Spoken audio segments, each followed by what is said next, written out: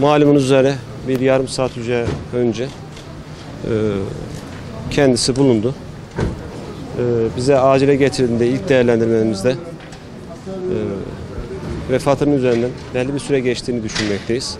Ama bu sürenin ne kadar olduğu ile alakalı kesin bilgi yarın adli tıp makamınca yapılacak incelemeler sonucunda belli olacaktır. Başta ailesi ve yakınlarına başsağlığı dilerim.